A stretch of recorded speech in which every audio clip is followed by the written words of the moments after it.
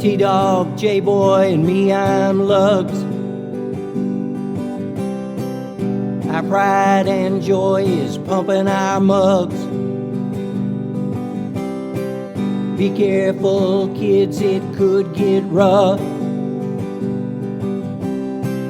We're flipping our lids on sports and other stuff.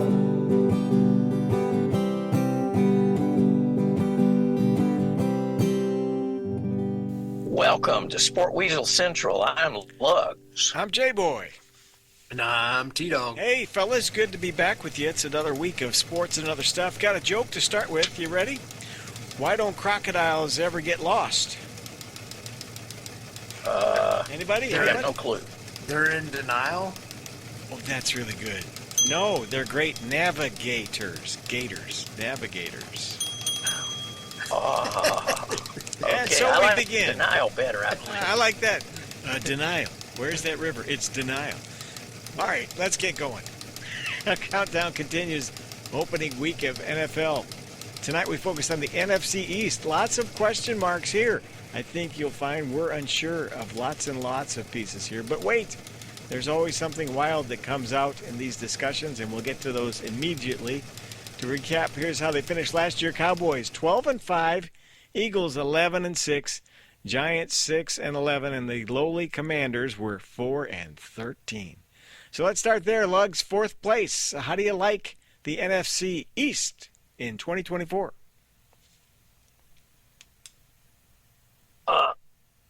I am going to call. Sorry, man. What am I hearing here? Podcast. What do you hear? What are you hearing? Hello? I'm hearing. Okay, it was my fault. Sorry. Quit listening to Taylor Swift, man. Let's get on with the program. Come on. I know you're Swifty at heart. Let's go, man. Swifty. Do we want to start over or let it fly? No, this is all good content right here. This is award-winning stuff. There's an Emmy in our future. All right. Well, Lugs, take it away. In fourth place, I have the New York Giants or New Jersey Giants, depending. I mean, they've got another year with Daniel Jones, maybe. Drew Lock may start at quarterback. We don't know. Brian Dable, he's going to have to work some magic with that offense. They did add Malik Neighbor, who may be the best receiver they've had since Odell Beckham Jr. Their schedule is going to be tough. Offensively, it's going to be a frustrating year for Giants fans. The defensive line probably is their bright spot. They've added Brian Burns. Still, it's going to be a long season. Short on wins for the Giants. I have them going 6-11. 6-11 for the Giants, says Lugs. T-Dog, how about you? Fourth place. 6-11, man. Wow. Generous. I will say, Lugs, he and I are in agreement. I also have the Giants in fourth place. My main takeaway is the clock is ticking on Brian Daboll. I know that first year was great, and they worked some magic with smoke and mirrors, with Daniel Jones running the ball a lot. Saquon was finally healthy after a few years of coming back from a torn ACL and having a good year. But, last year went about as poorly, and, some of that is on Daboll because he had to change out his coaching staff, it felt like, because most of those guys – obviously there's rumors and speculative that, like, a lot of the coaches are not fans of him. Like, he's hard to work with. And then Joe Shane – he decided to give a long-term contract to Daniel Jones where, credit to Brian Daboll and his coaching staff. They smoke and mirrored him into looking good, and then they paid him. The other dagger to them is they really wanted to get Drake May, but the Patriots took him at 3. So they ended up drafting Malik Neighbors, who unfortunately will have to start, be a star right out of the gate for this team to matter. And like Lug said, though, fortunately – I think he might be that good that he can keep them he can keep them interesting. I don't think they'll ever be contending for a playoff spot, but like he'll keep them interesting. Their O-line is such a mess. They allowed 85 sacks last year. Wow. You did not hear. 85. You did not hear wrong. 85. 85 sacks. 80 freaking 5. All right. Luckily, where I think they have really made some hay, and kind of like Lugs brought them up, and again, some of these names are, in terms of positions, are fluid. Brian Burns, I believe, is an outside linebacker, but to be fair to the Lugs, he's edge, which I think means your defensive end, who, does a 2-point stance, sometimes goes to 3. But him, Kayvon Thibodeau, Bobby Okereke, and Michael McFadden make up a very talented linebacker core, and their best player on the D-line, Dexter Lawrence. I mean, he's just – his ability to hit the quarterback and derail runs is the thing that maybe keeps him in contention on the opposite side of Malik Neighbors. But their secondary is so suspect, I don't think they're going to get too frisky. I have them going 5-12, just one less than Lugs. 5-12 on the New York, New Jersey Giants from T-Dog. Okay, this is where we're going to split it up, my fellows. I have the Commanders taking up the cellar in the NFC East. I like new coach Dan Quinn. I think he's been on everybody's short list, seems like forever, since he wasn't a head coach again. Everybody had him on their list. Yeah, it'll be Dan Quinn. They got Jaden Daniels, new quarterback, but I think he'll take time to get there. He needs more time. And there's a major red flag with their O-line, I think. I don't know. I don't like them. I think, though, here's what's got good going for them. They've got the Titans, Bears, and Cardinals, a nice last-place schedule, so they could, split or win a few of those games. But overall, I don't think they'll do that well. But I do have them more win totals than last year, and I think they'll finish in last place at 8-9 for the Commanders. It's going to be a tight division. I think it could be a little flip-floppy, but I've got Commanders under new coach Dan Quinn, 8-9. Okay, Lugs, third place, AFC. Check that, NFC East. Well, I'm going to go with the Commanders in that spot. You're right, Dan Quinn. That should be interesting. It'll all come down to how well Jaden Daniels, essentially a rookie quarterback, can work with offensive coordinator Cliff Kingsbury. And his work, Kingsbury's work, is, let's say, suspect at best. Like you said, the offensive line is pretty weak. They may have improved the defense. The thing they have going for them is their receivers room. They got Terry McLaurin and Dotson, Austin Eckler, and Luke McCaffrey. But I have the Commanders going 8-9, as you did, with a razor-thin possibility of making the playoffs. 8-9, okay, 8-9 on the T-Dog. How about you, third place? Lugs and I still are step for step. Commanders, I think Dan Quinn looks to overhaul this mess of a franchise, but it'll probably take a few years just due to how talent poor this roster is. Luckily, they were able to draft Jaden Daniels, who has enough talent to at least make the Commanders troublesome for opponents and at least entertaining for us. I know, obviously, I'm not the biggest fan of Cliff Kingsbury, and Lugs uses the term suspect. I use spotty. His record in the pros is spotty, but I think his scheme of trying to air it out with Terry McLaurin, Jahan Dotson. I think it could really work with Jaden Daniels and De'Ami Brown. And Terry McLaurin, I think, is a great receiver that just has never had a good quarterback play. And I think maybe Jaden Daniels hopefully maybe turns that around. And I know he looked like maybe he was out of gas, but Austin Eckler had like a high ankle sprain right at the beginning of the year. I still think he has talent to definitely split the backfield. And Brian Robinson Jr. is a great all-around counterpunch to Eckler or vice versa. I don't know who's going to be the person carrying the ball or being the starter or whatnot, but I think both of them are good. So you have 4 good skill position players. And the strength of this team is really their D tackles, Jonathan Allen, Deron Payne. just always collapsing pockets and stuffing runs. But outside of them, I mean, they got two good free agents in Jeremy Chin and Frankie Louvu, linebacker. But this unit is filled with old vets at the end, green as grass players that just straight out bust. I mean, Quinn has a track record of molding defenses quickly, and we really need them for them to be in the hunt. I have them going 6-11.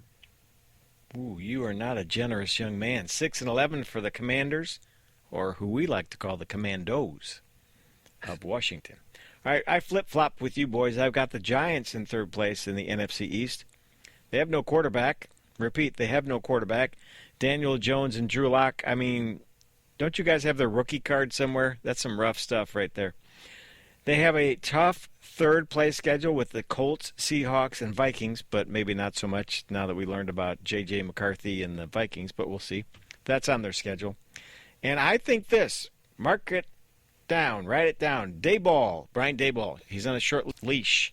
If he doesn't make it, I think this is it. There's just too much impatience there, and I think there's just too many things to fix. You guys pointed out a lot of them you had them in your last place prediction, and I think maybe you're closer to being right than I am. But he's on the short leash, and it's just a big train wreck. And they'll just be looking at the Jets all the time because they share the stadium. It's just going to be a difficult year. So I've got the Giants going 8-9, same record as the Commanders, so kind of a tie for third or tie for fourth, more of a tie for fourth in my book, and that's what I got there. So let's move on to second place in the NFC East. Lugs, what you got? Well, I've got to go with the Cowboys. It's hard to believe, but the Cowboys under Mike McCarthy have had 3 consecutive 12-win seasons, and yet he seems to always on the hot seat. I mean, part of that is, because right. Pappy Jerry Jones, he thinks of himself as a football aficionado who knows X's and O's, and all he knows is how to sign checks and shut up. It's all I want him to do. Even with last year, even with Dak and receiver CeeDee Lamb having great seasons, the Cowboys couldn't get it done, and Green Bay embarrassed them. But Mike Zimmer will take over as defensive coordinator for Dan Quinn. They have a tough schedule with Lions, 49ers, Texans, and some others. The contract issues with Dak, CD, and Micah Parsons, it'll keep the rumor mill going. So I have the Cowboys going 10-7. They will make the playoffs again. Wow, 10-7, in spite of all that Pappy Van Jones and all that stuff you're talking about. All right. T-Dog, how about you? Number 2 slot in the NFC East. I'll say this. This is a division that it seems like Lugs and I were just simpatico on. Dallas Cowboys, I have second. I think this might be the end of an era in Arlington. I think Dak Prescott, CeeDee Lamb, and Mike Parsons all want new contracts. And Jerry Jones is acting like he's running a small town ice cream parlor and not owning the wealthiest sports team in the world. Mike McCarthy, like Lug said, has restored respectability to this franchise after, the clapper just always going like around 500 or sub 500 in Jason Garrett. But his lack of success in the postseason has allowed him to enter the season as a lame duck coach. Mm-hmm. Dak has and will continue to carry this offense with CeeDee Lamb. They have a good safety valve in Jake Ferguson, who really kind of emerged last year. And even though he's in the twilight, I think Brandon Cooks has a little bit of juice left. But they need Jalen Tolbert to really make a jump to give them a chance to really compete to win this division. One of their big problems, though, is that backfield. I mean, they got the ghost of Ezekiel Elliott acting as a probable starter. And like Lug said, Mike Zimmer will bring some nastiness back to this defense. But the personnel depth and holes feel like this unit will regress, I think. I mean, their cornerbacks, Trayvon Diggs and Deron Bland, will have to play great man-to-man coverage to keep this defense close to the top of the league like they have been in the last few under Dan Quinn. I have them also going 10-7 and making the playoffs. 10-7. Good job. Okay, so you guys agree on that. I agree with the Cowboys, but on different reasons. I do like Mike Zimmer. I liked him as a defensive coordinator. He was a pretty good head coach with the Vikings, but not so bad. But here's the thing. Jerry, say hello to Dak. Dak, say hello to Jerry. They're not going to come to an agreement. It's going to get tricky. I think you're right, T-Dog. End of an era in Arlington, Texas. Not to mention Micah Parsons and so forth. Pappy Van Jones. You guys ever notice he loves being on the radio? Like a lot of GMs and coaches kind of, they have to do it. No, Jerry calls them up and says, I want to be on. He's a weirdo. He's a weirdo. Let's just say it. But I've got him going. He's got a face. Oh, sorry. No, go ahead. He's got a what? I was going to say, he's got a face for radio. Anyway, go ahead, man. I'm sorry I interrupted. Does anybody honestly know how old he is? Do we have to cut him in half and cut the rings or count the rings? Or how old is that young man? Well, he was in Arkansas in college in the 60s. So I believe he's early got to 80s. be, yeah, I was going to say he's got to be 80 or better. We'll have our crack team look that up. But they also have the AFC North and NFC South as a schedule this year. So they've got the Lions, the Niners, the Texans. That will not be easy, and those will be close games. And usually, you know how they do. They don't do well in close games. McCarthy especially, it seems like. That's where he gets his, problems. So I've got him going not as well as you. I've got him going 9-8, second place, NFC East. Okay, who's going to take the crown in the East? Lugs, take it away. I think I know. Well, I just wanted to say, even though we bang on Jerry Jones, it came out today that the Cowboys franchise is worth about $10 billion. That's I believe it. Billion. Is it the highest paid pro sports? Is it the highest? Yeah. That's as far as crazy. Definitely in football for sure. It's Okay. At number one, I have no surprise, the Philadelphia Eagles. They're a little, concerning. I'll say concerning because last year in November they were 10-1 and went on to lose 5 of their last 6 games. Their head coach Nick Sirianni looked lost on the sidelines. They have added Nick Fangio, defensive coordinator, who hopefully will solve some of the issues on that side of the ball. The new offensive coordinator, Kellen Moore, is a big up of Brian Johnson, who is clearly over his head. But you got to remember, Kellen was fired from Dallas, and their offense improved after he left. And then the Chargers struggled offensively. Bye-bye, Kellen. Jason Kelsey's retired, so the offensive line has some real leadership questions. Fletcher Cox is gone. I'd say defensively on that side of the ball, they've got some leadership questions. They did bring back Chauncey Gardner-Johnson to play with safety with Blankenship. That's a plus. I guess it's big offensive news to have Saquon Barkley at running back as long as he can stay healthy. The only question for me offensively is how Moore will work with Jalen Hurts, the offensive coordinator, working with a quarterback. Philly will make the playoffs, but I have them going the same what they did last year. I have them at 11-6. 11-6 Eagles. Okay, T-Dog, what you got? Mind meld with Lugs on this one. A lot of the same points, so I'll just try to run through it. Last year, the paper tiger that was the Eagles really fell apart in the last 6 weeks. And I say that because even though the record was impressive before that downfall, if you kind of look inside those wins, they were barely beating some really awful teams. Like, they were struggling significantly. And Sirianni does have a new offensive coordinator in Kellen Moore and defensive coordinator Vic Fangio. But I don't know if he really chose them. So that's what makes this situation so fascinating. I think Howie Roseman chose these guys just in case Nick Sirianni starts them off a little slow. He gets the quick hook. But Jalen Hurts, definitely this is going to be a trying year for him because he has to learn a new offense and take snaps from a new center and Cam Jurgens. And like Lugg said, this it's crazy that we're so bullish on this team because they did probably lose their 2 leaders on both sides of the ball in Jason Kelsey and Fletcher Cox. So it is a big leadership vacuum. But sticking back to offense, skill wise, they are stacked still with AJ Brown, Devontae Smith, and Dallas Goedert, and like Lug said, Saquon Barkley. And I think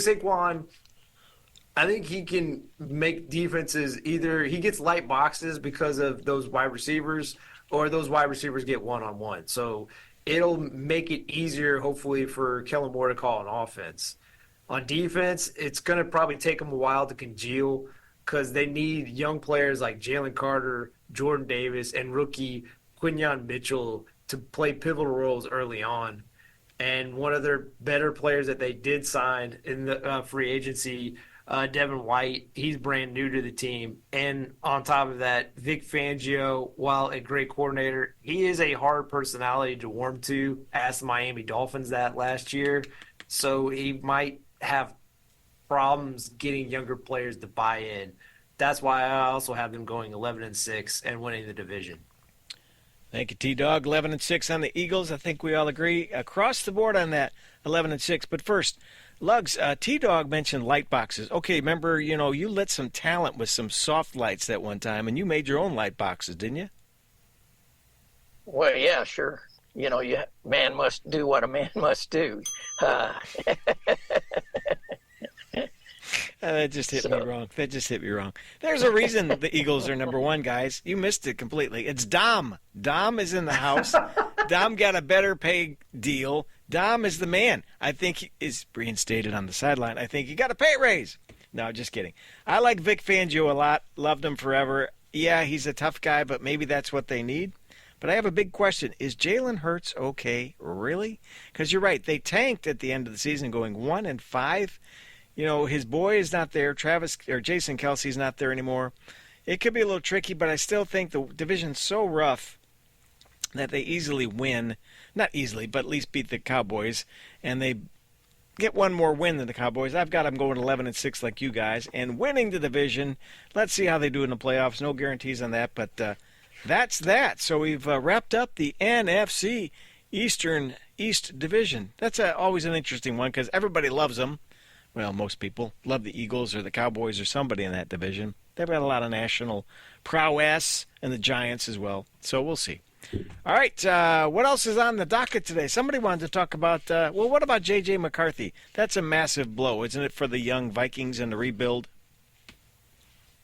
Well, after he did real well in the one preseason that I saw him in. But, I am of this trio, I am the Pollyanna. I think there's a silver cloud here. He gets a year just to get better shape, watch more tape, and we can see if Samuel Darnold can do anything. So that it's like, will this be Darnold's opportunity to pull a Baker or a Geno Smith, So anyway, J.J. McCarthy, I wish him the best of luck and watch a lot of tape. Watch a lot of tape, my brother. Okay, T-Dog, remind me, Sam Darnold, high draft pick and a Heisman Trophy winner? No. What's his background? Do you remember? Yeah, he was. Was he a Heisman Trophy winner? I know he was a high draft pick. I didn't. Yeah, he was. Okay, thank you. Well, that's surprising because he's still physically talented, and I'm still sure it's getting close to like people not bringing it up to like he's this young because he is, I think, probably like 24. He's 27. 27. It's 27. Yeah. Okay, he's a little older than I. But he is he still is very athletic. And, to be fair to him, he was kind of raw coming out of USC because he just took a lot of bad sacks and whatnot, and he just kind of felt like he was just kind of like street balling it. But that being fair to him, he went to an awful situation in the Jets. He then went to an awful situation in Carolina. Yeah. He got to back up with the 49ers last year, and, Shanahan – and O'Connell, they run a similar offense since O'Connell is an acolyte. essentially of Shanahan through McVay. So he's I think he's going to be good. They have Justin Jefferson, they have Jordan Addison, T.J. Hawkinson will come back. They have Aaron Jones out of the backfield. He is. This is a to be the Pollyanna like Lugs. I'm going to follow in his with it from his lead. I think this is great for Sam Darnold because he's now going to have a chance to really show that he should get a big contract this upcoming season. It will not be with the Vikings because obviously J.J. McCarthy. I think it will also be good, like Lug said, for J.J. McCarthy because he'll sit a year. He'll get to absorb the offense, and it does stink because he looked like maybe even week one he was gonna take the reins and run with it. He's displaying what he did at Michigan, being able to throw deep bombs, able to add extra time with his ability to move around in the pocket and scramble. So, but in the end, like was not supposed to be a year for the Vikings really to contend. I think, like I said, I respect O'Connell in the front office. They're going about this the right way, and I think they're building this team up for a year or 2 years down the road. Yeah, and just to pile on for Lugs here, this is his. There are no good quarterbacks that come out of USC. Jesse Palmer, Matt Leinart, so Sam Darnold. He likes to throw that out there. Right, Lugs? You love those guys. I know. You're always saying, like, USA. But here's the thing. USC's now in the Big Ten. That'll change. No? Yeah. No? Yeah, it will. Carson Palmer had a good career. Yeah. I said Jesse Palmer. Yeah. He's on The Bachelor. Sorry. The host. Now, here's the final rose. Okay, let's move on. Lugs, you got any sports of yesteryear here in your back pocket? Can you whip that baby out and just let it rip? Yeah. Sure. Go ahead. Go. All right. This time on sports of yesteryear, 1932, Brooklyn Dodgers reliever John Quinn, get this, at age 49, becomes the oldest pitcher to win a Major League Baseball game in a 2-1 victory over the New York Giants at the Polo Grounds. 1953, back when Chicago All-Star Game was still going. It was the 20th. Detroit wins 24-10 over the All-Stars before a crowd of 93,000. That's crazy. 1981, Phillies third baseman Mike Schmidt hits his 300th career home run off of New York Met Mike Scott. 2008, French swimmer Alan Bernard wins the freestyle 100-meter freestyle gold medal at the Beijing Olympics, beating Eamon O'Sullivan of Australia by 0.11 seconds. And finally, 2016, Jamaican sprinter Insane Bolt wins coveted 100-millimeter gold medal at 9.81 at Rio de Janeiro. First man to win the event 3 times. That's it for this edition of Sports of Yesteryear. Thank you, Lugs. I never liked Mike Schmidt. Never liked that guy, third baseman Phillies. You know what's really strange?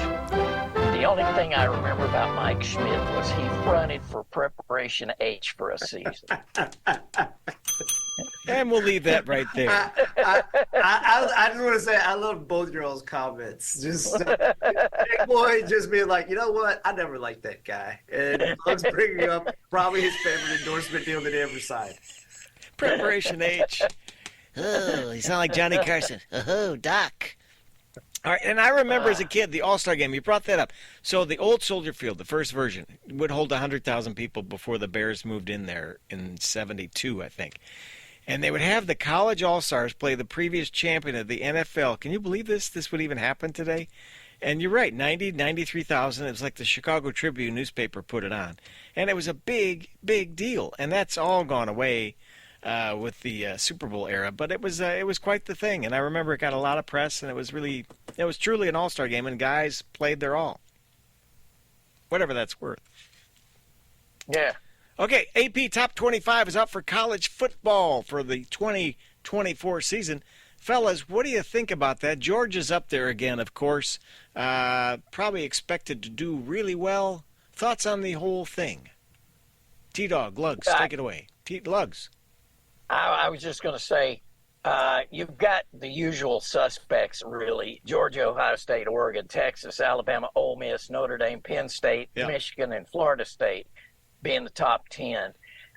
The one thing I noticed about this season, with all the consolidation, I saw a StubHub story where ticket sales are up 42%. They're having more sold out games because you're getting first right out of the box, you're getting Oregon and Ohio State playing. I mean, just some of the matchups are just crazy that you would have to wait for a bowl game to get. Now you're getting it in regular season. So that I'm liking a lot.